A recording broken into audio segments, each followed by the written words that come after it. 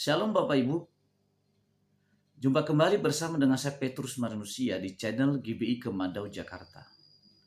Saudara, dalam kesempatan yang baik ini saya menampilkan atau memposting kembali kepada kita seminar Badan Kerjasama Gereja di Tulung Agung yang dibahas di sini berbicara tentang penyaliban dan kebangkitan Yesus. Ya, fakta sejarah sebagai fondasi iman dan keselamatan. Nah, banyak yang berpendapat bahwa Yesus itu tidak benar-benar bangkit. Ya, seorang Manahem Ali mengatakan, ya, tidak benar-benar bangkit itu Yesus. Karena ada pendapat-pendapat Yesus itu ketika wajahnya dirubah wajahnya, ya, kemudian orang lain yang disalibkan, beliau langsung diangkat ke surga. Nah, untuk menjawab itu maka melalui seminar ini disampaikan oleh Dr. Bambang Norsena, dan beliau kita nggak perlu ragukan latar belakangnya sebagai seorang tokoh intelektual Kristen. Mari kita saksikan dengan sesama bagaimana beliau menyampaikan seminarnya sebagai berikut. Bapak Ibu, saudara-saudara, kita hari ini mau sharing, ya, berbagi mengenai tema Paskah, bahwa sesungguhnya iman Kristen itu didasarkan atas fakta historis. Makanya saya memberi judul bahwa kredo teologis kita, pengakuan iman kita itu dasarnya adalah fakta sejarah. Maka kalau di dalam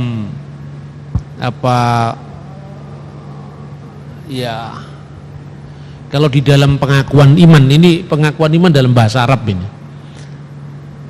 Jadi kita jarang tahu bahwa sebenarnya ada komunitas Kristen yang sangat banyak di Timur Tengah. Jumlahnya lebih dari 25 juta sebetulnya. Jadi kalau di Eropa orang-orang Kristen memang sangat mayoritas, tetapi kan dipisahkan karena bahasa yang berbeda-beda. Di Perancis, Inggris, Jerman, ya. Tapi kalau di Timur Tengah itu bahasanya satu, yaitu bahasa Arab.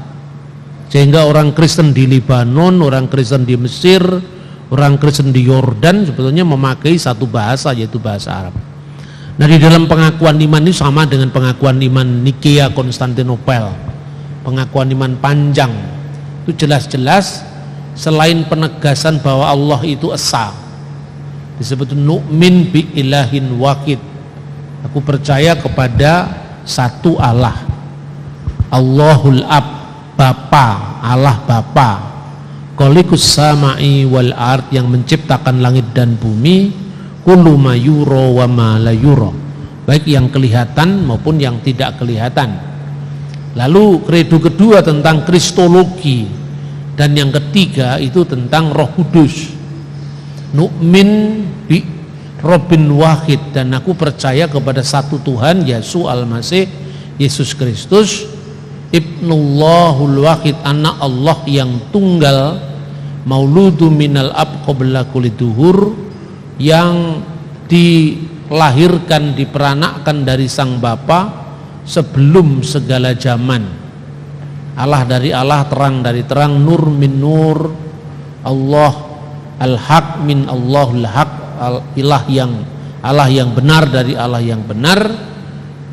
Al-mauludu, dilahirkan, ghairul makhluk, dilahirkan tidak diciptakan. Kenapa ini penting sekali dalam kredo kristologi kita? Kristus sebelum datang ke dunia dia sudah ada sebagai sang firman, sebagai kalimatullah, firman Allah yang satu dengan Allah, dan tidak ada waktu di mana Allah tidak pernah bersama dengan sang firman dan Roh Kudus. Maka kalau Yesus disebut kalimatullah, itu artinya Yesus itu kekal bersama dengan Allah. Tidak seperti ajaran Cak Yehova, Yesus itu ciptaan perdana, lalu yang menciptakan siapa? Lalu yang menciptakan Allah, berarti Allah menciptakan kan dengan firman-Nya. Masa firman-Nya diawali oleh waktu? Makanya di dalam Alkitab jelas dikatakan fil badi'il kanal kalima, pada mulanya adalah firman, wal kalimatu kana indallah wa kana kalimatullah, dan firman itu bersama-sama dengan Allah, dan firman itu adalah Allah. Hadza kana fil badi indallah, dan sesungguhnya dari kekal, sejak mulanya firman itu bersama-sama dengan Allah. Kullu syai'in bihi kana, segala sesuatu dijadikan oleh dia, oleh firman tadi. Kullu syai'in bihi kana wa bi ghairi lam yakun syai'un mimma kana, dan tanpa dia, tanpa firman itu tidak ada sesuatu pun yang jadi dari segala yang telah dijadikan. Maka Yesus itu disebut kalimatullah, firman Allah. Kalau nabi-nabi semua hanya penerima firman, maka Kristus firman Allah itu sendiri. Nah, kemudian baru dilahirkan dari Roh Kudus, dikandung dari Roh Kudus, dilahirkan oleh anak darah Maria dan menjadi manusia, dan seterusnya. Ketika ditekankan nazala minas samai, telah nuzul dari surga, telah turun dari surga. Jadi kalau di dalam dialog Kristen Islam biasanya saya menggunakan istilah-istilah yang teman-teman Muslim bisa paham. Jadi kalau di Islam itu keyakinan Islam, firman itu nuzul jadi Quran, makanya ada nuzulul Quran di malam Lailatul Qadar. Maka kalau dalam iman Kristen, nuzul kalimatullah mutajasad, turunnya firman yang menjadi manusia di malam Lailatul Qudus, di malam yang kudus. Seneng teman-teman Muslim kalau mendengar itu. Berarti meh podo ya Pak, ya meh, ini ora podo. Karena firman menjadi manusia, baru kemudian kalau dia, teman-teman Muslim kadang-kadang sulit paham kan. Firman kok jadi manusia Pak lo? Udah di buku ya sampean yo percaya mau jadi manusia, ora iso. Ini sebetulnya kan selama ini dialog-dialog yang macet kan dari situ. Nah, baru kemudian yang telah menderita di bawah pemerintahan Pontius Pilatus, itu kan sosoknya jelas. Maka sebetulnya kredo teologis, pengakuan iman secara teologis itu bukan di dunia antah berantah, jelas-jelas disalibkan pada masa pemerintahan Pontius Pilatus, jelas di tokoh sejarah. Kemudian kredo ini saudara-saudara ternyata tidak sekedar klaim sepihak. Maka sebetulnya kalau sering di dalam dialog-dialog itu kan saya selalu mengembangkan dialog itu tidak perlu kita harus menyerang pihak lain. Tidak pernah di Indonesia itu kesaksian yang model frontal itu pernah menang, tidak pernah ada. Selalu masuk penjara. Begitu seorang menjadi Kristen, dia masuk penjara, aksesnya kepada agama yang lama kan tertutup. Nah ini makanya saya makai filsafat Jawa, menang tanpa ngasorake, ngeluruk tanpa bolo, degdoyo tanpa aji. Kan begitu kan? Artinya orang kita ini bisa memenangkan wacana, tetapi orang yang kita berikan kabar itu tidak merasa dia dikalahkan. Makanya persahabatan terus dibangun. Saya awal sebelum pandemi ini kan masih beredar di mana-mana. Sekarang mulai beredar lagi, sekarang sudah aman. Saya sangat kaget ketika saya diundang oleh IAIN Salatiga, karena hubungan baik saudara-saudara itu memang luar biasa. Jadi kalau kita mewartakan kabar baik itu dari hubungan baik, maka di situ tidak ada orang yang merasa terluka, karena wong konco dewe itu sudah lama kenal sama saya. Ketika dulu kami punya program dengan Profesor Dr. Nurkolis Majid, kira-kira di bawah tahun 2000-an. Nah, teman ini kemudian sekarang menjadi guru besar di IAIN Salatiga. Lalu ketemu kembali ketika saya mengajar kuliah umum di Fakultas Teologi Universitas Kristen Satya Wacana di Salatiga. Lalu dia ngundang saya untuk bicara di IAIN. Saya tentu saja itu satu kehormatan dan selalu saya hadiri. Tema yang tetapkan itu adalah problematika Injil Barnabas. Jadi muncul kesadaran di kalangan teman-teman Muslim, Injil Barnabas itu tidak bisa dijadikan rujukan dalam dialog, itu Injil palsu gitu. Dan yang mengadakan itu Fakultas Uculuddin, menghadirkan saya sebagai pembicara. Saya pikir itu hanya seminar diam-diam. Itu dipasang spanduk mulai di Pasar Salatiga depannya kampus. Terus kemudian ditayangkan juga di medsos mereka. Kenapa kita tidak memakai Injil Barnabas? Nah, ini kesempatan-kesempatan yang menurut saya sangat baik. Begitu juga tentang penyaliban Yesus. Ketika yang kita kembangkan itu adalah perdebatan untuk mengalahkan orang lain, nah siapa yang mau kalah kan? Nah, makanya bagaimana win-win solution, artinya ketika menyampaikan sesuatu itu kita tidak melukai orang lain. Nah, saya tiba pada kesimpulan seperti ini juga belum terlalu lama saya, karena belajar dari pengalaman bahwa setiap kali konfrontasi itu orang yang kalah berdebat pun juga tidak bisa menerima, karena ada rasa malu yang ditanggung ketika di depan umum dia merasa dikalahkan. Nah, ini yang saya prihatinkan dari persebaran medsos kita sekarang. Orang Kristen kok jadi ikut beringas sekarang ini ya. Bahkan saya ini terus terang hanya memiliki 2 saluran yang resmi. Yang pertama Pijar TV, karena Pijar TV itu memang TV yang bekerja sama dengan saya dari awal, sehingga tayangan-tayangan di medsos itu memang terukur judulnya dan sebagainya. Kalaupun ada judul yang mungkin bombastis, tapi itu tidak mengandung penodaan agama, tidak pernah nyerang terhadap agama lain. Yang kedua, itu adalah channel resmi YouTube saya, Bambang Nursena Channel. Kenapa channel itu muncul? Karena munculnya banyak sekali channel-channel Kristen yang menggoreng ceramah saya, diberi judul-judul bombastis. Misalnya, habis saya menayangkan ceramah saya 3 sesi dari IAIN Salatiga, langsung diambil oleh YouTuber Kristen, diberi judul Bambang Nursena babat habis para profesor di IAIN Salatiga. Ini kan bukan bahasa akademis, ini kan bahasa ngajak gelut, ngajak tukaran kan. Nah, yang seperti ini kan sebetulnya justru merugikan kita, karena kekristenan apa bedanya dengan FPI yang baru dibubarkan pemerintah itu. Nah, ini saudara-saudara, jadi medsos ini ya satu pihak merupakan anugerah untuk kita bisa menyampaikan kabar baik begitu cepat melintas batas, tapi di pihak lain tantangannya ketika kita tidak menggunakan standar etika Kristiani itu menjadi batu sandungan bagi orang lain. Nah, saya pun baru menyadari ketika itu jadi batu sandungan itu ketika saya muncul di mana-mana era medsos ini.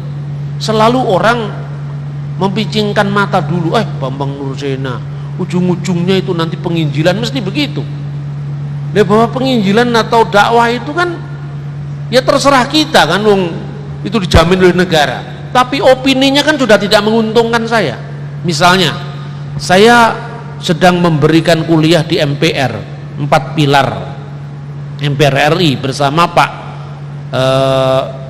Mahfud MD, disiarkan sama beberapa channel ya, tapi komentar dari viewer itu sudah a priori, kenapa harus mendengar Bambang Nursena, dia kan penginjil, kenapa bukan yang lain, awas ini nyusup di lembaga negara, dia sampai begitu. Itu gara-gara di framing dengan cara-cara yang menurut saya kita hanya menang sesaat ketika mengatakan wah saya punya tokoh, punya jagoan, tapi di pihak lain yang dianggap jagoan itu dicekal di tempat-tempat yang sesungguhnya itu mestinya kita bisa berkembang. Lalu justru teman NO yang memberi masukan kepada saya dari Gus Durian, Gus Ansori dari Jombang, dia bilang, "Mas, kok nama sampean bisa digoreng sama YouTuber Kristen seperti itu?" Loh, saya tidak menduga loh, bahkan saya dikomplain teman-teman itu, loh Pak Bambang sekarang berubah, tidak dialog lagi, sekarang jadi debater katanya. Terus kemudian gimana caranya? Saya sampaikan, bahkan Gus Aan yang memberikan pembelaan terhadap saya, coba kamu dengar semua ceramahnya, bener apa enggak? Ternyata setelah didengar ceramah saya, loh enggak ada hubungannya kok, dia sejuk-sejuk saja ceramahnya kata. Nah terus teman-teman NU itu mengatakan kepada saya, "Pak, sebaiknya Bapak punya YouTube sendiri, sehingga ketika kita komplain ke YouTube kan ada sumber utamanya." Lah ini Bapak Ibu, makanya kemudian mulai pandemi itu saya bikin channel YouTube resmi namanya Bambang Nursena Channel. Puji Tuhan sekarang belum ada 2 tahun ini sudah subscribernya 192.000. Sehingga di situ kita punya kekuatan untuk apa? Untuk bargaining position dengan YouTube. Kalau misalnya tayangan saya disalahgunakan orang, ya kita bisa komplain. Nah pertanyaannya sekarang sebetulnya, untungnya apa? Ketika kita ini gebiar-gebiar menghantam orang, yang untung yang YouTubernya, subscribernya banyak, ada duitnya. Ternyata baru saya tahu kalau itu ada duitnya. Saya sudah lebih dari 10 tahun nama saya dipakai di YouTube tuh nggak ngerti kalau itu ada duitnya. Ternyata ada duitnya lumayan juga itu. Nah Bapak Ibu saudara-saudara, jadi era sekarang ini menurut saya ya sulit ya mudah. Sulitnya ketika kita sudah di framing menjadi orang yang tidak bersahabat dengan yang lain, itu bisa merugikan gerakan kita. Tapi untungnya apa yang sekarang tersembunyi dari publik itu bisa dibuka dengan mudah, termasuk mengakses keotentikan Alkitab yang selama ini digugat, disalahpahami, diserang, sangat mudah. Dulu saya tahun 1996 saya nabung, ngumpulkan duit, hanya kepingin pergi ke Switzerland. Saya ditanya, ngapain pergi ke sana? Saya kepingin lihat itu Injil dalam bentuk papirus yang usianya lebih dari 2000 tahun ya, kurang lebih ya. Itu kan papirus yang disimpan di sana namanya Bibliotheca Bodmeriana. Itu dari tahun 120-115 Masehi. Ada yang dari tahun 85 surat-surat Paulus itu. Nah, orang yang memiliki naskah yang ribuan jumlahnya, persebarannya paling luas, kok dituduh palsu gitu loh. Saya ingin menyaksikan dengan mata kepala sendiri dan Tuhan mengizinkan saya mengabulkan doa saya mengunjungi tempat-tempat yang kepingin saya kunjungi, termasuk Museum Israel. Lalu pikiran saya, kekristenan itu memiliki bukti-bukti otentik yang luar biasa, tapi kenapa ini nggak pernah ada suaranya di seminari-seminari? Kenapa tidak pernah dijadikan fokus untuk dijadikan rujukan ketika kita bertarung wacana? Sementara kekristenan ini kan sibuk dengan bermain di wilayah normatif. Maka ketika persoalan sejarah itu digugat, ya kita sama-sama dengan yang menggugat, karena ayat lawan ayat. Kan begitu kan? Coba sekarang Kristen itu yang menjadi pusat beritanya adalah salib dan kebangkitan Yesus. Tanpa itu Kristen tidak ada. Kalau Yesus tidak bangkit di antara orang mati, apa bedanya Yesus dengan nabi-nabi yang lain? Sehebat apapun tokoh di muka bumi ini, semua almarhum kan, kecuali hanya Kristus yang tidak almarhum. Itu sebetulnya berita Kristen, berita yang utama. Makanya tanpa kebangkitan orang mati, sia-sialah kepercayaan kamu, sia-sialah pemberitaan kami, kata Rasul Paulus. Tetapi dengan mudahnya itu dilawan dengan keyakinan sebuah ayat. Jadi orang Kristen mewartakan bahwa kematian Kristus itu membawa penebusan dosa bagi orang yang percaya kepadanya. Tetapi enak aja dijawab, oh Yesus tidak mati di salib tapi orang lain yang disamarkan. Tapi anehnya Kristennya kok minder itu loh, saya jadi mikir itu loh, kok justru kita yang minder? Mestinya kan enggak minder. Dan sekarang pertanyaan lah, kuwi kan ayatmu. Lah ayatmu kan ayatmu dewe, aku ora melok duwe ayat kok. Lah kenapa kau memaksakan ayat? Lah Kristennya biasanya menanggapi dengan ayat, ini loh ayatnya Matius, ini ayatnya Markus, ini ayatnya Lukas.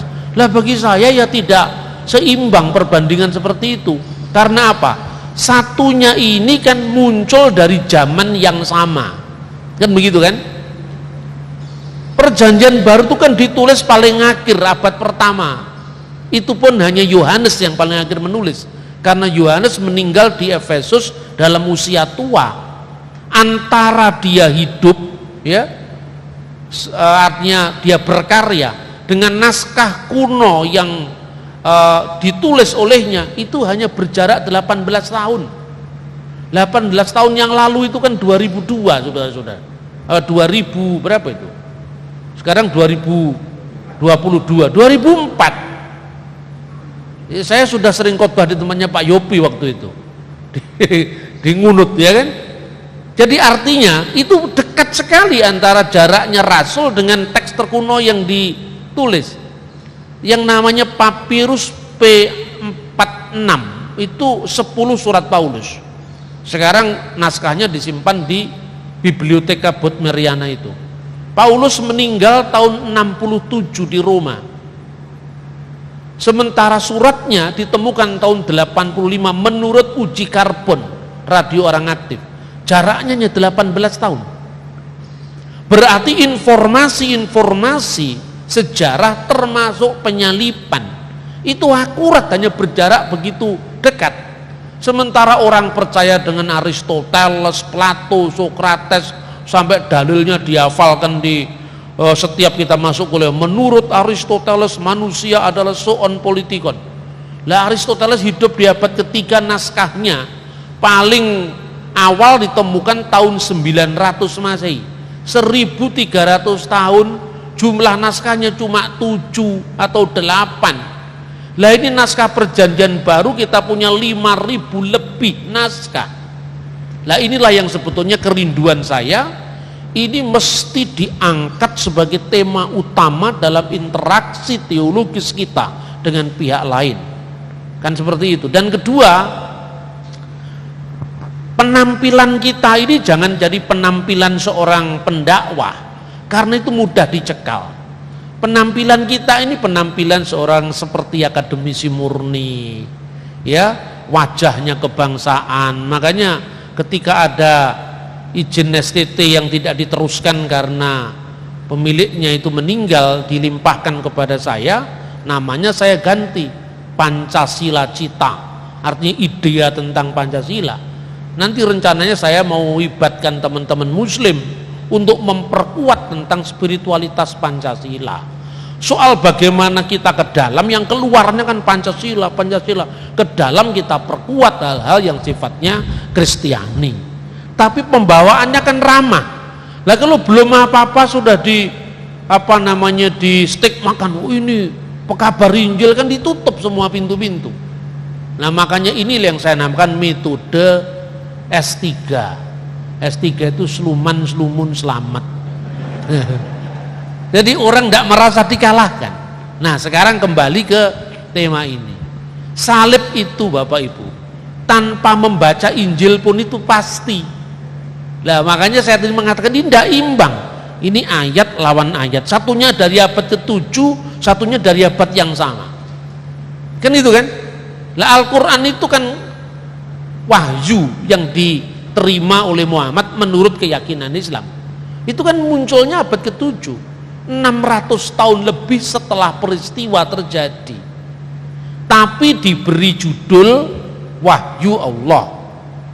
Sementara yang muncul dari zaman yang sama, dari saksi mata, diberi judul Injil karangan Matius, Injil karangan Markus. Dan nariknya gampang, ini wahyu, ini karangan. Lah kan gitu akhirnya. Dalam komunikasi pun kita kan gagal. Lah padahal konsep wahyu itu apa? Kan harus dijelaskan dulu. Seringkali saya mengatakan, wahyu lek wahyumu toh Mas. Lek gangguku ya wahyuku dewe. Bagi yang percaya ini wahyu Tuhan, bagi yang enggak percaya wahyu Sutresno, wahyu Suhendro, kan gitu kan. Lah apa itu bisa dipaksakan? Kedua, pemahaman kita tentang wahyu itu sendiri tidak sama. Dalam iman Kristen tidak pernah ada ajaran Yesus menerima wahyu dari malaikat Jibril, tidak pernah ada. Musa didiktekan malaikat Jibril untuk kitab suci Taurat, itu nggak pernah ada. Makanya begitu di dalam kitab Ulangan ada ungkapan kematian Musa, maka matilah Musa. Ulangan pasal 34 ayat 5. Nah, bagaimana mungkin kalau firman Allah diberikan kepada Nabi Musa, kok Nabi Musa menulis kematiannya sendiri? Kan gitu kan? Nah, terus kemudian mu'alaf, sering gitu terjadi. Saya amati ini. Nah, gejala-gejala gini menurut saya harus mulai disadari. Kalau tidak, ya anak-anak kita ini rajin ke gereja sekalipun, yang diterima semua kebanyakan normatif. Normatif itu tentang hidup berperilaku, lahir baru. Iki wis bener dipersoal nih. Tapi itu kan ke dalam. Lahir baru kan nggak bisa dijual sebagai tema dalam dialog lintas agama. Sebab kalau hanya mengatakan bahwa norma-norma jangan berzina, jangan mencuri, sebetulnya dongengi Kancil nyolong timun itu kan ya nggak oleh nyolong. Itu universal. Kalau itu kita jadikan rujukan utama dalam pewartaan kita, banyak orang Buddhis yang kelakuannya lebih baik daripada orang Kristen. Lalu apa yang dijual? Maka saya punya semboyan dalam pelayanan saya itu adalah sejarah yang penuh bukti adalah mitra bagi iman yang penuh bakti. Maka saya selalu dalam ungkapan-ungkapan guyonan itu, lalek kowe makso kitabmu, wong Buddha makso kitabnya, orang Kristen memaksakan kitabnya. Lah dhewe kan tukaran. Lah wahyu bagimu kan belum tentu wahyu bagi orang Hindu. Nah sekarang gini, karena Yesus itu sosok sejarah.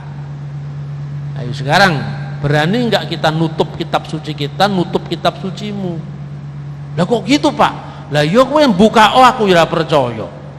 Aku tak buka nih kitab sampai aku kesel lambeku mimiren, kowe ya ora percaya. Lah terus gaya apa? Timbangane padha ora percayane ayo saiki mangan satene Pak Kuat ngono. Iya toh? Saya bilang begitu. Makanya mari kita lihat, tanpa membaca Injil pun Yesus itu disalib. Nah, ini contohnya ya. Ungkapan dari seorang sejarawan namanya Flavius Josephus. Dia nulis itu tahun 95 Masehi. Peristiwa salib itu terjadi tanggal 14 bulan Nisan, musim semi gitu. Tahun 33 Masehi. Jaraknya dari sini sekitar 60 tahun. Pertanyaannya, percaya enggak kalau Indonesia merdeka 17 Agustus 45? Percaya Pak. Lho kowe ora ngalami kowe percaya. Umurmu sik piro? Kita merdeka tahun 45, kita belum lahir, ndak ada yang tahu kok. Ya ceritanya nenek saya, ceritanya bapak saya, dokumennya mana? Kamu percaya? Ada Pak. Proklamasi kami bangsa Indonesia dengan ini dan seterusnya sampai Jakarta 17 Agustus 1945 atas nama bangsa Indonesia Soekarno-Hatta. Nah itu ada dokumennya. Bahkan yang namanya koran-koran, guntingan koran di zaman Jepang masih ada sampai sekarang. Nah sekarang ini dokumennya namanya Flavianum Testimonium. Jelas sekali Josephus ini sejarawan Yahudi. Kita berhutang budi besar pada dia. Karena apa? Kita tidak tahu sejarah Yahudi Israel abad pertama kalau tidak membaca dia. Bahkan kematian Rasul Yakobus saudara Tuhan yang di dalam Alkitab tidak disebutkan, di tulisan dia disebutkan. Jadi artinya Alkitab itu benar-benar fakta sejarah, bukan sekedar keyakinan klaim tentang wangsit atau wahyu. Tidak seperti itu. Nah dia mengatakan apa di dalam teksnya ini? Bahwa pada zaman itu tampillah seorang bijaksana. Itu pun kalau boleh disebut manusia katanya. Itu artinya dia mengejek bahwa keyakinan Kristen dia terima. Namanya adalah Yesus. Jadi itu adalah fakta sejarah yang memang dicatat oleh dokumen yang sejaman. Nah, Yesus itu digambarkan seorang yang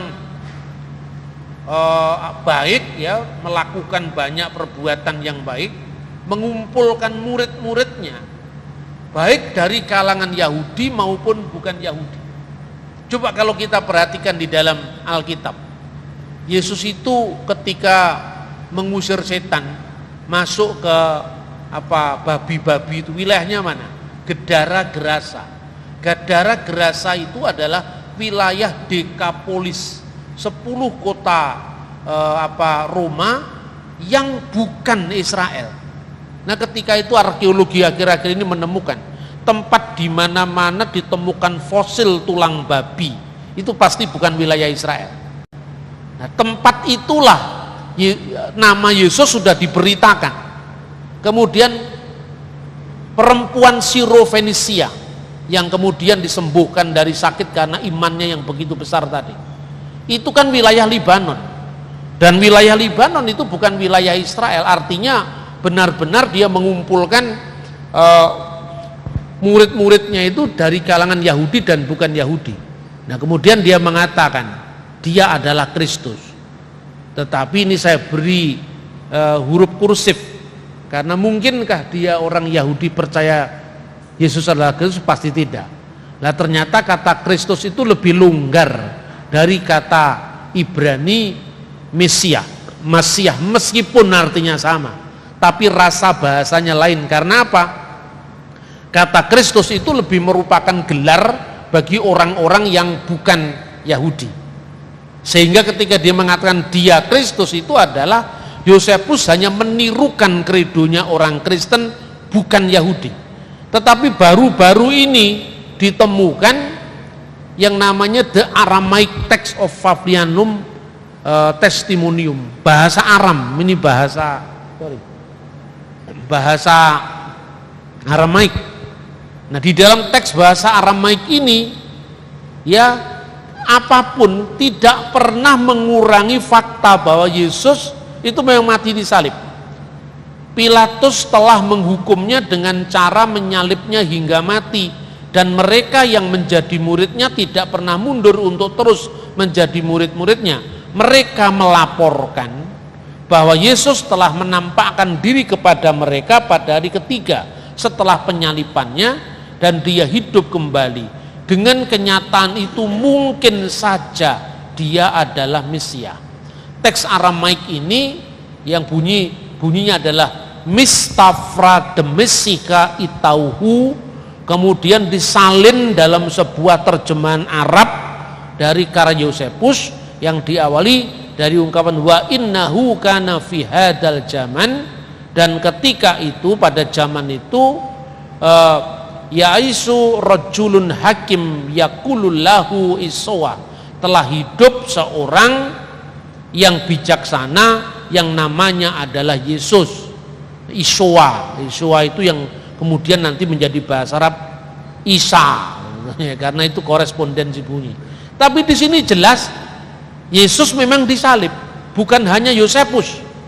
Kita bisa melihat misalnya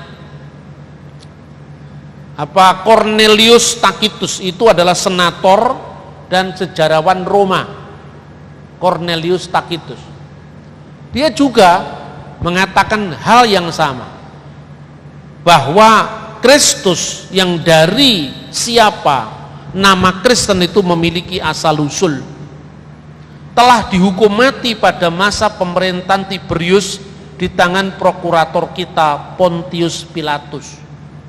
Ini kira-kira tahun 95 Masehi. Jadi artinya ya sekitar 60 tahun dari peristiwa. Jadi kira-kira kalau Alkitab itu ditutup pun Yesus tetap disalib. Ngapain kita mau berdebat? Gitu kan? Nah, tapi orang juga bisa salah paham. Pak Bambang kenapa tidak membaca Alkitab? Lek tak waca kok ya ora percaya, gawe apa? Ngomong sejarah ya sejarah. Nah, berarti Alkitab tidak ada gunanya untuk Pak Bambang. Ya tetap ada, itu urusan intern saya. Kalau kamu tanya Yesus disalib, pasti disalib, itu sejarah. Tapi kalau kamu tanya ke saya, untuk apa Yesus disalib? Jawabannya di Alkitab. Pasti toh, karena itu jawaban iman. Tapi kalau sejarahnya itu universal, semua orang bisa lakukan itu. Jadi catatan Yosefus, catatan Tacitus jelas sekali. Nama Kristianos, ya, nama Kristen itu auctor nominis eus Christus Tiberu imperitate per precuratorem Pontium Pilatum supplicio ad fetus ferat. Jadi artinya jelas senator Romawi, ahli hukum Roma menulis kira-kira 60 tahun setelah peristiwa Yesus mati disalib. Fenomena kebangkitan kemudian dijelaskan juga oleh penulis Roma yang lain, ya, namanya adalah, nih saya buka dulu, nah, ini Maraben Serapion. Nah ini dulu aja, orang Yahudi yang menyalibkan Yesus itu pun dia mengatakan seperti ini, pada hari sebelum Paskah BRF Hapesah mereka menggantung Yesus. Pada hari menjelang Paskah RF Hapesah talauhu le Yesua, telah digantung Yesus. Ini Traktat Sanhedrin 43a. Karena orang Yahudi tidak punya kata salib, cross, bahasa Yunani stauro, karena itu hanya dikenal oleh orang Roma, maka orang Yahudi menyebutnya digantung, karena kata salib itu tidak ada. Makanya Yesu atau Yesua oleh orang Yahudi disebut Yesu hatalui, Yesus yang digantung. Nah yang nyalib saja ngomong Yesus disalib kok, masa ratusan tahun kemudian orang percaya dengan informasinya dia. Terus biasanya teman-teman muslim yang dekat dengan saya itu jadi gini, Pak, sampai bener-bener enggak mau merujuk Quran. Wegah tuh mas kitab duduk Quran. Aman kan? Terus saya enggak kena penodaan agama. Itu kalau caranya orang hukum kalau menghindar dari jerat hukum kan begitu. Ya toh. Orang itu jangan polos-polos sekali. Tapi kalau orang kemudian nanya terus ke saya, lah kalau menurut Pak Bambang Quran itu kitab suci apa enggak? Wahyu Tuhan apa enggak? Ya wahyu lah. Tapi wahyumu bukan wahyuku kan. Nabi Muhammad itu nabi, ya jelas nabi toh. Nabi sampeyan, bukan nabinya orang Hindu, bukan nabinya orang Kristen. Salah-salah yang terjadi itu karena apa? Memaksakan paradigma kita kepada orang lain. Lalu ketika Anda mengatakan Nabi Muhammad nabi terakhir, iya terakhir bagi orang Islam. Bagi sekte Manikianisme yang terakhir ya Nabi Mani. Nabi Mani itu hidup di abad ketiga. Dia anaknya seorang tokoh Zoroaster, agama lama Persia itu. Umur 12 tahun dia mendapatkan wahyu, ya diketahui bahwa anaknya akan menjadi nabi. Lalu dibawalah dia ke Mesopotamia. Sampai di sana dia menyatakan kenabiannya di depan Kaisar Persia yang namanya adalah Kaisar tahun 215 atau 220-an itu. Nah, kemudian itu masih zamannya Konstantinus ya. Kemudian setelah dia di bawah Konstantinus, kemudian dia menyatakan kenabiannya. Apa yang dikatakan oleh Nabi Mani?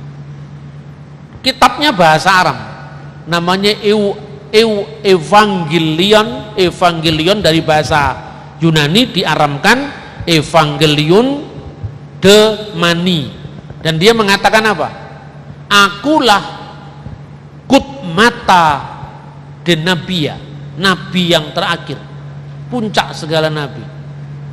Juga aku inilah kut mata deslihe, puncak segala rasul yang menyimpulkan ajaran mulai dari zaman Adam sampai Yesus. Dan Mani ini juga seorang parakletos, penghibur yang dijanjikan. Agamanya namanya Dina Nukra, agama terang. Nah, jadi sejak zamannya Mani sampai zamannya Joseph Smith itu ada nabi terakhir. Lah terus kowe nabi terakhir melok sopo? Melok Nabi Muhammad, ya melok karo Kanjeng Nabi. Wong Mani ben melok karo Kanjeng Nabi Mani, wong Mormon melok Kanjeng Nabi Joseph Smith, awake dhewe Gusti Yesus Kristus, gitu loh.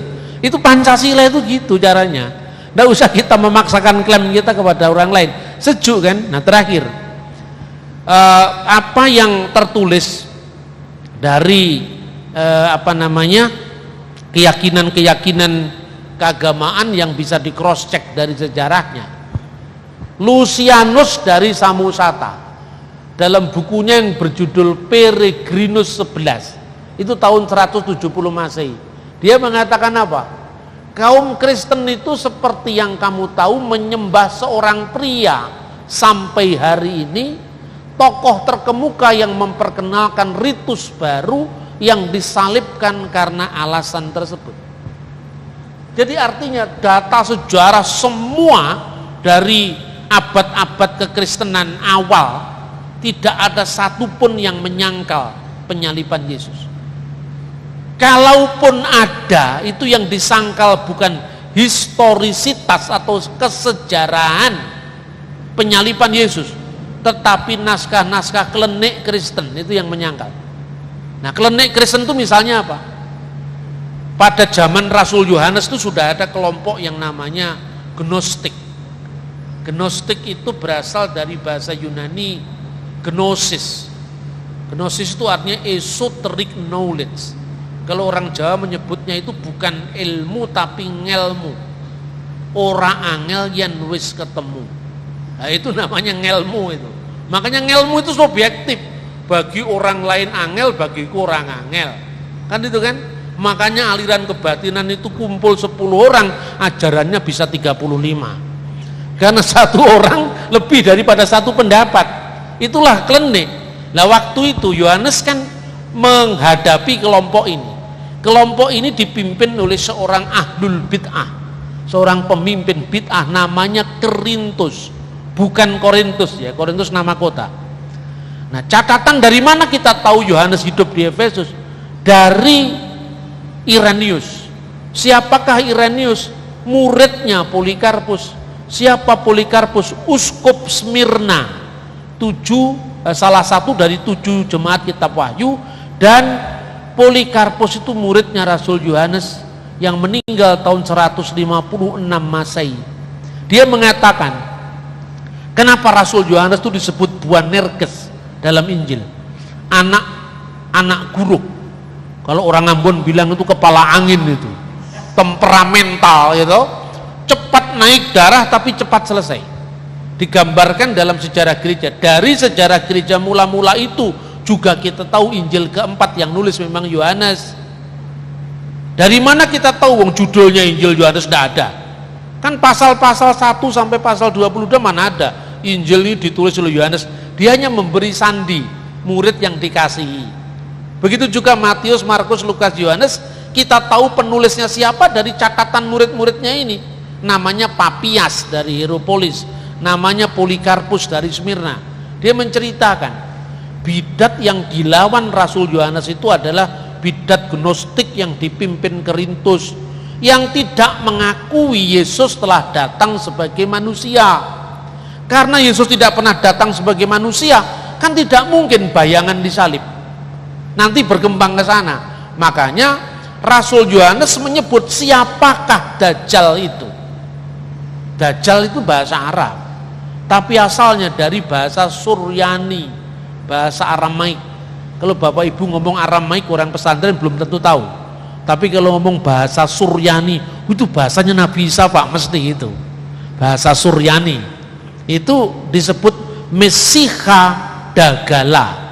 Dagala itu artinya pelawan dan peniru. Makanya di dalam Matius pasal 20-24 disebut pseudo Kristos, yang artinya peniru Kristus atau Kristus palsu. Sementara dalam 1 Yohanes pasal 2 ayat 18 itu disebut anti Kristus. Kristus pelawan Kristus. Jadi ada Kristus tiruan dan pelawan Kristus. Mesiha itu Kristus, Dagala itu tiruan. Diterjemahkan dalam bahasa Arab Al-Masihud Dajjal. Makanya kalau teman-teman muslim berdoa kan supaya dihindarkan dari fitnah Masihid Dajjal. Ya Allah, aku berlindung kepadamu, a'udzubika min fitnatil Masihid Dajjal, dari fitnahnya Masihid Dajjal. Nah, cirinya apa? Apakah cirinya? Menguji-uji roh itu. Roh yang tidak percaya Yesus telah datang sebagai manusia, itu roh antikristus. 1 Yohanes pasal 4 ayat 1 sampai dengan 3. Roh yang percaya Yesus telah datang sebagai manusia, itu asalnya roh Allah. Lah makanya kelompok gnostik ini intinya apa? Yesus itu tidak pernah benar-benar jadi manusia. Ya seolah-olah dia ada, kemudian dia hilang, dia muncul, tiba-tiba dia hilang lagi. Abad berikutnya ada penerusnya Korintus ini, namanya Marcion atau Markionisme. Makanya Markion itu asal ajarannya dari kata-kata doketisme. Dokein artinya tampaknya, jadi nggak benar-benar real. Nah, Markion ini lebih jauh daripada gurunya. Dia mengatakan Injil Matius harus dibuang. Karena apa? Karena Yesus tidak pernah jadi manusia. Bagaimana mungkin ada silsilahnya? Dibuang. Markus dibuang. Yesus tidak pernah jadi manusia, jadi tidak benar-benar dibaptis, diproklamirkan oleh Yohanes Pembaptis. Injil Yohanes apalagi tegas mengatakan dan firman itu telah menjadi manusia. Tinggal Lukas yang masuk nominasi. Tapi begitu dia membaca sebelum pasal 3 ada berita kelahiran dari seorang perawan, ada silsilahnya, dibuang pasal 1, 2, 3. Pasal 4 sampai 24 diterima. Inilah yang namanya kanon Markion. Lah gereja yang punya kanon kan dia marah. Lagi kitabku kok moro-moro diobrak-abrik karo Pak De Markion ki piye dalane gitu. Kemudian gereja mereaksi itu. Makanya mulai muncul kanonisasi. Jadi kanonisasi itu bukan baru mengarang. Itu karena meneguhkan kebenaran Alkitab dari rongrongan ajaran Markion ini. Maka muncul kanon Muratori, Konsili Kartago, yang akhirnya perjanjian baru hanya 27 kitab, yang lain itu bukan. Makanya pertanyaannya kemarin kan muncul Injil Yudas, Injil Maria Magdalena, Injil Filipus yang dijadikan rujukan film The Da Vinci Code. Katanya Maria Magdalena istrinya Yesus. Itu kan memakai buku-buku apokrif ini. Saya jawab waktu dalam seminar ya, di forum-forum lintas agama, saya bilang gini, kenapa Pak Injilnya orang Kristen hanya 4, kenapa perjanjian baru 27? Ya saya jawab, ya memang cuma ada 27. Kenapa Thomas, Injil Thomas ditulis kok ditolak? Yang nulis memang bukan Thomas kok. Itu kan Thomas yang lain, bisa Thomas Jorgi, bisa Thomas apa itu, bukan Thomas itu. Karena apa? Buktinya salah satunya, kalau di zaman Markion jelas-jelas ajarannya kan sama dengan Injil Thomas, jelas-jelas ajarannya sama dengan Injil Filipus yang katanya Yesus sering mencium Maria Magdalena itu dan Petrus iri. Kenapa kamu lebih dekat dengan Maria Magdalena ketimbang dengan kami semua? Lah itu sama teolog-teolog liberal kemudian dijadikan, dipertentangkan. Ternyata ada konflik gender di zaman gereja kuno. Tidak ada hubungannya. Jelas Injilnya abad ketiga. Suksesi kepemimpinan para rasul itu dari abad pertama sudah selesai. Maka kalau kita ini tidak merunut sejarahnya bisa tidak karu-karuan kesimpulannya itu. Nah jelas saya katakan, seandainya di zaman Markion sudah ada Injil Thomas, Injil Maria Magdalena, Injil Yudas, kenapa dia harus merevisi perjanjian baru? Ya kan? Itu kan terjadi kira-kira tahun 150-an. Berarti satu-satunya kitab yang otoritatif hanya kitab suci perjanjian baru. Nah, pada masa Markion, Yesus tidak benar-benar jadi manusia. Di abad ketiga dan abad keempat ada kelompok yang namanya Basilides. Basilides itu mengatakan karena Yesus itu tidak benar-benar jadi manusia, maka yang disalib itu sesungguhnya Simon orang Kirene. Nah, itu dalam catatan sekte Basilides disamarkan dengan Simon Kirene. Maka Simon Kirene yang dibunuh. Tapi konteksnya ini beda dengan Islam. Kalau orang Gnostik ini mengatakan Yesus tidak disalib karena Yesus bukan manusia. Dia hanya bayangan, tidak real. Kapan dia datang, kapan dia pergi, semau-mau dia.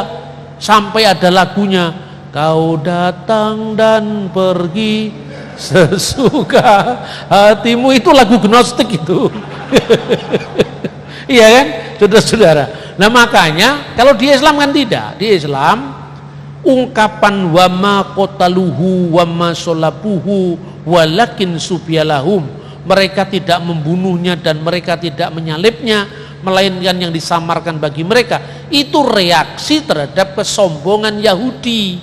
Karena orang Yahudi mengatakan wa kaulihim, dan kata-kata mereka dan ucapan mereka, inna qatalnal masih ibnu Maryam, kami telah membunuh Al-Masih putra Maryam Rasulullah, Rasul Allah itu, wa ma qataluhu wa ma sholabuhu walakin subyalahum. Shadaqallahul azim. Tidak membunuh dia dan tidak menyalib dia, melainkan yang disamarkan bagi mereka. Jadi itu ngadepi kesombongan Yahudi. Kamu Yahudi tidak mungkin bisa memadamkan dakwahnya Kanjeng Nabi. Kira-kira seperti itu. Isa saja saya bunuh, kira-kira seperti itu. Tidak, padahal kamu tidak membunuh dia. Bagaimana penafsirannya itu bukan urusan saya. Mau tafsirannya bener mau ndak, ngaku duduk kitabku ngapain? Ya kamu selesaikan sendiri dong, tafsirannya ora podo. Satu mengatakan yang diserupakan Yudas Iskariot, yang lain mengatakan Simon Kirene, yang lain bernama Sarjis. Ada yang namanya Sarjis. Sarjis itu mungkin Sergius, itu tokoh-tokoh bapak gereja yang muncul tapi tidak di zaman Yesus, itu zaman abad-abad kemudian. Katanya yang disalib itu Sarjis, yang disalib itu Simon Kirene, yang disalib Simon Petrus, yang disalib Yudas Iskariot. Selesaikan dulu. Ini kan soal problem tafsir di Islam. Lah kalau kamu sendiri belum menyelesaikan, ngapain persoalan penyaliban kamu persoalkan? Kira-kira kalau dibandingkan, kumpulkan 10 pendeta dari berbagai macam aliran gereja, ya, bahkan Katolik, bahkan Ortodoks sekarang, kumpulkan. Satunya di Mesir, Ethiopia, Roma, Tulungagung, Campur Darat, Blitar. Kumpulkan pendeta-pendeta itu, takonono, Yesus disalib apa enggak Pak Pendeta? Oh, dia yang disalibkan masa pemerintahan Pontius Pilatus. Pasti beragam. Takonono saiki wong Islam kabeh NU. Enggak usah Muhammadiyah, enggak usah Ahmadiyah, yang percaya Yesus disalib tapi enggak sampai mati. NU kabeh. Wong Tulungagung kabeh, kurang ngomong sekarang. Takonono, Yesus disalib apa enggak? Jawabannya pasti beda-beda. Itu artinya apa? Artinya opini, penafsiran tidak bisa mengubah sejarah. Nah, kiranya apa yang saya sampaikan ini paling tidak bisa menginspirasi kita di dalam pelayanan kita. Terima kasih, Tuhan memberkati. Puji Tuhan, berikan aplaus dulu dong. Ya. Ini dikasih waktu untuk kesempatan bertanya atau belum? Oh iya ya, bertanya. Berapa pertanyaan? Terserah ya. Baik. Nah, sebelum sampai jam berapa Pak Ketua? Nah ini karena ini acaranya PKSGT sampai jam 12 ya, tepat ya. Berarti pertanyaan tolong disiapkan Bapak Ibu yang ingin bertanya, coba angkat tangan dulu. Satu, Pak siapa? Pak Jukri, Pak Pendeta Jukri ya. Oke, yang kedua Bapak Pendeta Dian. Lanjut Pak Pendeta Dari Trenggalek. Yusuf. Loh, dari anu ya, ayam lodo. Yusuf. Trenggalek. Oke, 3 dulu ya. Baik. Setelah pertanyaan nanti saya akan simpulkan ya. Baik, pertanyaan pertama oleh Bapak Pendeta Jukri. Kami persilakan, Pak. Ya. Bisa bangkit berdiri, kemudian sebutkan nama, asal gereja, Ya. pelayanan di mana. Ya, terima kasih. Nama saya Pendeta Jukli, saya dari GPDI. Saya mau bertanya Pak Bambang mengenai 3 hari atau 3 malam Yesus mati. Karena dalam kitab Injil Matius, Markus, Lukas, Yohanes hanya salah satu yang Yesus ngomong sendiri mengenai tanda Yunus. Tanda Yunus itu 3 hari 3 malam, sedangkan ayat-ayat lain itu kan tidak disebutkan 3 malamnya, hanya hari ketiga dan seterusnya. Yang saya mau tanyakan, kalau dari sisi sejarah, apakah 3 hari 3 malam atau 3 hari 2 malam? Itu saja, terima kasih. Oke, saya dikumpulkan dulu aja Pak ya. Baik. Yang kedua, Bapak Pendeta Dian. Sama Pak, sama. Oh sama. Oke, terima kasih. Yang ketiga Bapak Pendeta Yusuf dari Trenggalek. Minta dibantu Bu Esther atau Bu Linda.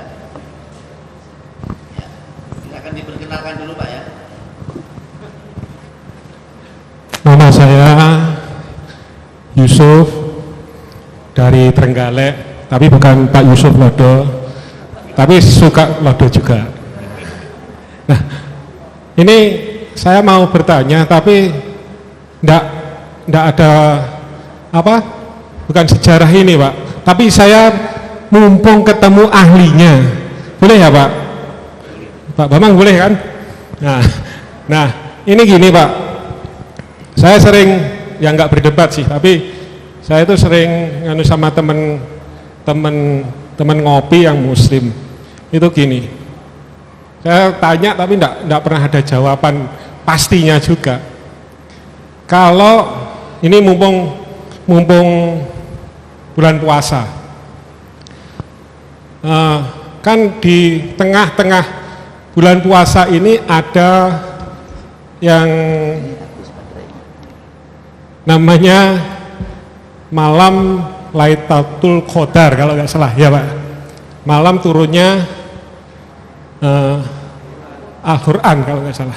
Nah, yang saya tanyakan itu kadang gini, nah kalau Al-Quran aja turunnya di tengah-tengah bulan Ramadan, lah dasarnya puasa sebelum itu apa? Ya, itu loh. Kadang teman saya muslim itu emosi juga kalau saya tanya itu Pak. Nah, saya kepingin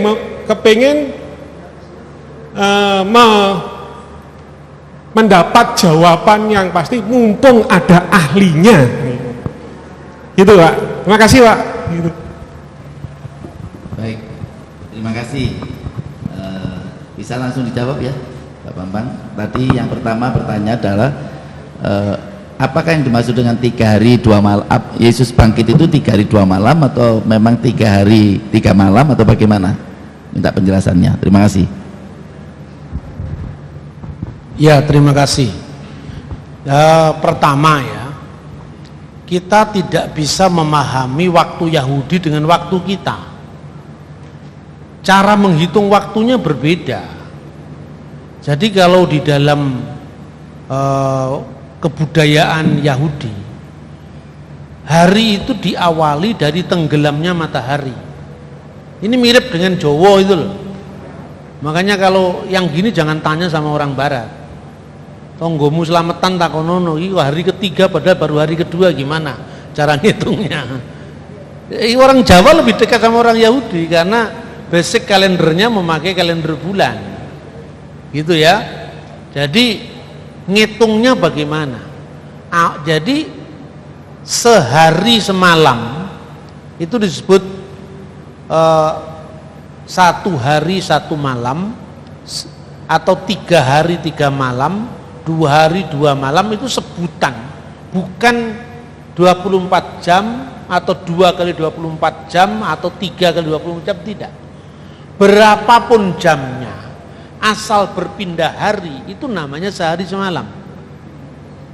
Nah, jadi menghitungnya karena Yesus itu disalibkan pada hari Jumat sore kan, jam 3 petang dia menyerahkan nyawanya. Berarti Jumat sore ini bagian dari waktu sebelumnya. Karena Jumat jam 6 itu sudah jatuh hari Sabtu, hari Sabat. Makanya disebut hari persiapan. Makanya kalau Anda pergi ke Israel, jatuhnya Sabat itu bukan Sabtu pagi, bukan. Jumat sore tenggelamnya matahari itu sudah Sabat. Nah, berarti mulainya hari Jumat kapan? Kalau hitungan kita, Kamis sore ketika matahari terbenam itu sudah masuk hari Jumat. Jadi Yesus disalibkan jam 3 petang, itu tetap dihitung 1 hari 1 malam, sekalipun itu hanya tersisa 3 jam. Ya. Kedua, sehari semalam penuh itu pada hari Sabtunya, Jumat jam 6 sore sampai Sabtu jam 6 sore. Sabtu jam 6 sore itu sudah hari Ehad, Yom Rishon, hari pertama. Maka tetap 3 hari 3 malam. Jadi sekarang yang disebut 3 hari 3 malam atau pada hari ketiga itu sama. Setelah 3 hari sama dengan hari ketiga. Jadi ungkapan itu kan masuk di Perjanjian Baru. Setelah 3 hari 3 malam pada hari ketiga. Sekarang kalau hari 3 kali 24 jam itu jatuhnya bukan hari ketiga tapi hari keempat. Coba dihitung sendiri. Ya, misalnya Jumat sehari semalam, ini sekarang hari apa? Hari Senin. Misalnya Senin sekarang jam 12. Senin jam 12 kalau dihitung, besok Selasa jam 12 sehari. Selasa jam 12 sampai Rabu jam 12 1 hari. Rabu jam 12 sampai Kamis jam 12 1 hari. 3 hari kan? Hitung. Senin, Selasa, Rabu, Kamis, hari keempat ini, bukan hari ketiga. Alkitab mengatakan 3 hari 3 malam itu hari ketiga.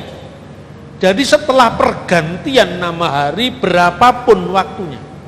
Saya contoh misalnya ya, kita bisa baca di 1 Samuel pasal 30 ayat 12 sampai dengan ayat 13. Dan memberikan kepadanya sepotong kue ara dan 2 buah kue kismis. Dan setelah dimakannya ia segar kembali, sebab ia tidak makan dan tidak minum selama 3 hari 3 malam. Ayat 13. Kemudian bertanyalah Daud kepadanya, budak siapakah engkau dan dari manakah engkau? Jawabnya, aku ini seorang pemuda Mesir, budak kepunyaan orang Amalek. Tuanku meninggalkan aku karena 3 hari yang lalu aku jatuh sakit. Jadi 3 hari 3 malam disamakan dengan 3 hari yang lalu. Jadi artinya jatuhnya tetap hari ketiga, bukan hari keempat. Kalau 3 hari 3 malam dipahami 3 kali 24 jam ya nama hari keempat. Itu satu dari bukti teks-teks Alkitab, ya. Kemudian yang kedua, bukti dari sejarah gereja. Alkitab ini kalau dibaca oleh manusia modern itu kesimpulannya bisa aneh-aneh. Karena apa? Budayanya beda, bahasanya sudah bergeser, ya kan? Makanya kita harus memahami Alkitab dengan sejarah dan arkeologi. Ini penting sekali. Karena ketika kita menafsirkan Alkitab dalam pikiran orang modern, alam pikiran kita yang masuk ke situ. Makanya 3 hari 3 malam kita gambarkan dengan 3 hari 3 malam waktu modern. Padahal waktu kita ini Bapak Ibu, zamannya Kiai Sadrah saja sehari kita itu cuma 16 jam. Waktu sehari 24 jam itu waktu Roma yang dibawa Perancis, Perancis dibawa Belanda, Belanda dibawa ke negeri ini, ke Indonesia. Dulu zaman Majapahit, bahkan di zaman Sultan Agung, sehari kita itu 16 jam. Apa menitnya lebih pendek, harinya lebih pendek? Enggak, menitnya yang lebih panjang. Makanya kalau Anda membaca tulisan-tulisan di zaman Kartosuro itu 1 hari dengan 4 kentongan, masing-masing 4 jam. Jadi 4 kali 4 sama dengan 16, sempat tidak sempat supaya dibalas. Itu cara menghitung waktu. Lah kita di zaman Kiai Sadra aja sudah lupa, padahal itu abad 19. Lah apalagi abad pertama ini. Abad pertama apalagi lo bicara tentang Daud, itu 2000 tahun silam. Daud kan hidup tahun 1000 sebelum Masehi, 3000 tahun silam. Nah itu kira-kira. Jadi cara menghitung waktunya berbeda. Kemudian dokumen sejarah dari gereja mula-mula baik barat maupun timur itu tidak ada perbedaan bahwa Yesus wafat Jumat Agung. Itu fakta sejarah. Mungkin katakanlah sekarang ini kita warisan konflik dengan Katolik, semua yang berbau Katolik kita tolak, silakan. Tapi masih ada gereja timur yang tidak ada kaitannya dengan Katolik. Semua Jumat Agung. Memang ada perbedaan antara waktu puasa Prapaskah di gereja Katolik dan gereja Ortodok itu beda. Sebab misalnya gini ya, kalau di gereja Katolik waktu sama-sama masa puasa itu diawali dari hari Rabu Abu. Rabu Abu di gereja Timur nggak ada. Kenapa Rabu Abu? Karena jumlahnya 6 minggu, puasa itu genap 40 hari sesuai dengan puasanya Musa dan puasanya Tuhan Yesus. Kalau di gereja Timur lebih daripada 6 minggu. Karena apa? Basically karena hari Sabtu dan hari Minggu orang tidak boleh puasa. Kenapa? Karena Minggu itu hari kebangkitan Kristus. Makanya ketika sholat ya, sholat itu sembahyang harian di gereja Timur, namanya Shelota. Kan biasanya kalau sholat gereja Timur itu ada sujudnya begini, ada rukuk dan ada sujud. Setiap kali pergantian itu biasanya dikatakan dengan ya Robbirham, Tuhan kasihanilah. Khusus pada hari Minggu, pada hari Paskah, hari Minggu, hari besar, kita hanya berdiri. Kebangkitan Yesus kita tidak boleh. Karena apa? Kita sama-sama dibangkitkan dari antara orang mati. Karena kita dikuburkan dalam baptisan, kita diangkat kemuliaan bersama, itu simbol. Makanya kedua hari Sabtu tidak boleh puasa karena Sabat. Jadi gereja Timur itu mewarisi cara-cara murid-muridnya para rasul untuk berpuasa dan berdoa. Makanya karena hari Sabat dan hari Minggu tidak boleh puasa, puasanya jadi geser menjadi lebih harinya menjadi geser, puasanya tetap 40 hari. Kalau di gereja Ortodok, Koptik, Syria kan masing-masing punya tambahan puasa. Tambahan puasanya itu bukan puasa quadragesima yang wajib, tapi punya sejarah masing-masing. Misalnya di Mesir punya sejarah mujizat gunung berpindah itu diperingati 3 hari puasa pranatal. Itu tidak ada di gereja Ortodok Syria, tidak ada di gereja Ortodok Yunani yang ada di Koptik misalnya. Nah karena itu makanya puasa di gereja Ortodok diawali dari Senin Suci. Nah akhirnya jatuhnya sama, basicnya 40 hari. Itu bedaannya. Tapi minggu-minggu sengsara antara Protestan yang mengambil dari Katolik dengan Ortodok sama. Misalnya hari Rabu, jadi pertama Minggu Palma Yesus dielu-elukan. Sebelumnya itu Sabtu ketika Yesus pergi ke Betania di rumah Maria Magdalena, Marta dan Lazarus. Dia mengatakan barang siapa percaya kepadaku dia tetap hidup walaupun dia sudah mati, akulah kebangkitan dan seterusnya itu.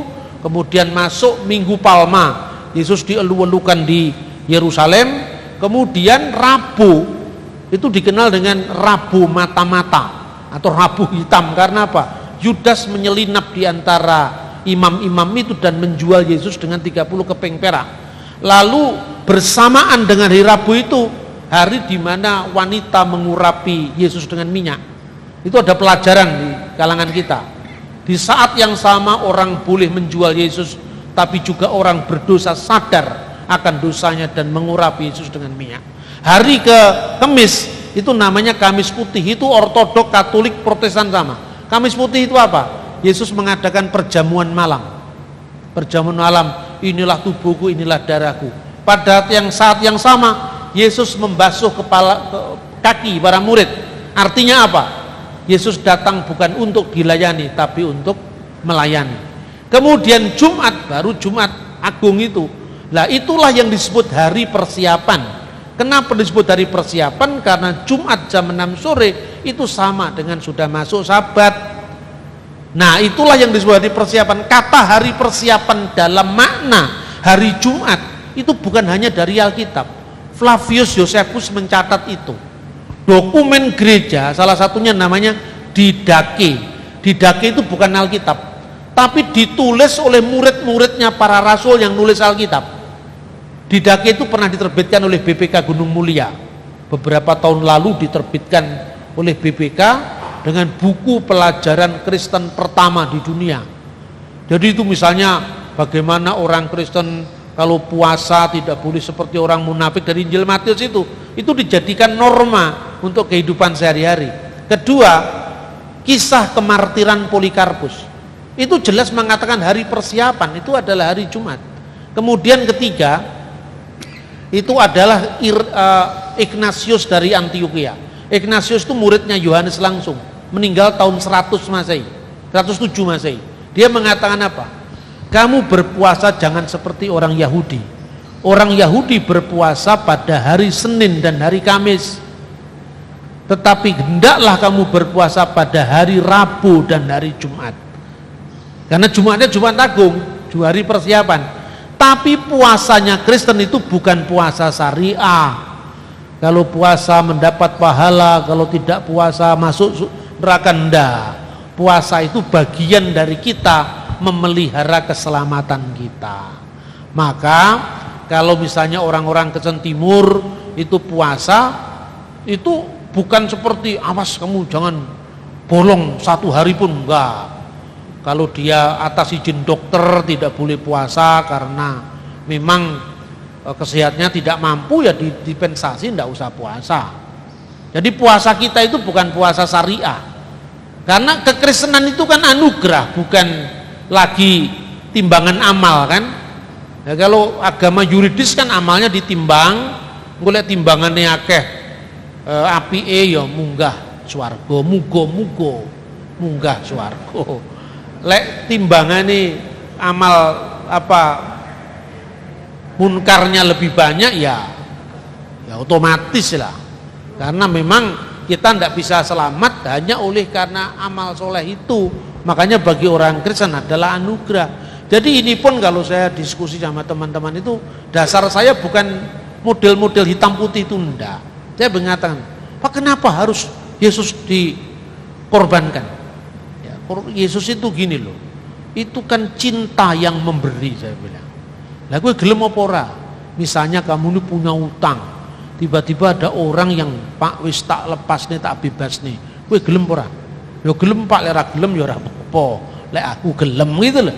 Itu karena salib itu anugerah, bukan karena timbangan amal. Jadi karena anugerah.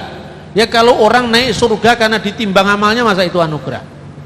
Itu kan hak kita, memang kita bekerja dapat upah. Tapi lek bos kita tiba-tiba kasih, Pak iki mobil gawenan Pak, ini surat-suratnya, nah, itu anugerah. Wong anugerah itu pemberian cuma-cuma. Keselamatan bagi orang tertentu anugerah, bukan hasil timbangan perbuatan baik kita. Jadi kita ini bisa masuk surga apa tidak Pak? Ya nunggu timbangan toh Mas. Loh saya kan nggak salah. Ya toh, lah aku munggah swarga ora Mas?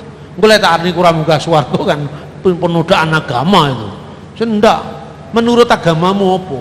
Oleh menurut iman Kristen ya orang tidak bisa selamat karena hasil perbuatan baiknya. Ning lek umpamane sampean kendel terus misalnya ora usah gaya anugerah, wis yakin masuk surga ya tak dongak-dongakne munggah swarga. Ning ngenteni timbangan dhisik kan. Oh ya sudah. Namanya perbedaan, ini perbedaan disampaikan. Terus yang kedua tadi soal Lailatul Qadar. Itu kan gini saudara-saudara, Quran itu dikodifikasikan kan jauh setelah zamannya Kanjeng Nabi. Ya, pada saat Utsman itulah baru kemudian Quran dikumpulkan. Jadi pada masa Nabi pertanyaan ini persis sama dengan sholat. Nah sholat itu kan baru diberikan pada saat Isra Mi'raj. Nah padahal sebelumnya itu masa Mekah awal itu kan sudah sholat. Lalu sholatnya pakai cara apa? Oh, sedangkan sholatnya baru diberikan pada masa Mi'raj, si Isra Mi'rajnya Kanjeng Nabi kan, itu kan di akhir kehidupan Kanjeng Nabi. Yaitu puasanya pun demikian. Hendaklah kamu berpuasa seperti umat sebelum kamu berpuasa. Makanya orang Islam pertama kali puasanya itu bukan puasa Ramadan, tapi ngikut puasanya Yahudi, yaitu Asyura. Dan Asyura itu dalam bahasa Aram itu sesungguhnya bulan Tisri. Tisri itu menjadi bahasa Aram Asyura, dan dari bahasa Jawa Suroan itu. Suro bahasa Arab itu dari bahasa Aram Asyura. Itu hari penebusan dosa, Yom Kippur itu. Dulu Islam juga puasanya masih ikut puasa Yahudi. Karena kan Islam kan penerus dari agama sebelumnya. Lalu sholatnya ya mengikuti sholat-sholat sebelumnya. Makanya kiblatnya belum menghadap ke Mekah, menghadap ke Yerusalem kan yang pertama kali. 6 bulan pertama umat Islam itu sholatnya menghadap ke Yerusalem, baru kemudian menghadap ke Mekah. Itu kan diubah kemudian setelah turun perintah bahwa kiblat umat Islam sekarang Mekah, tidak lagi Yerusalem. Nah biasanya memang orang-orang awam kan bingung kalau ditanya seperti itu, karena biasanya kan itu sudah jadi ya. Sementara ibarat Anda tanya ini kalau di Malang terkenal namanya mie gang jangkrik, yang biasanya ada yang harum-harum itu. Kan enaknya kita sudah makan, cara masaknya gimana? Lah cara dapurnya itulah yang Bapak tanyakan. Nah makanya kita ini dalam belajar agama-agama itu yang kita pelajari bukan hasil jadinya, paket jadinya, tidak. Dapur pemikirannya itu dari mana, dan itu selalu akan menarik. Saya punya impian meneruskan STT ini sebetulnya juga dalam rangka itu.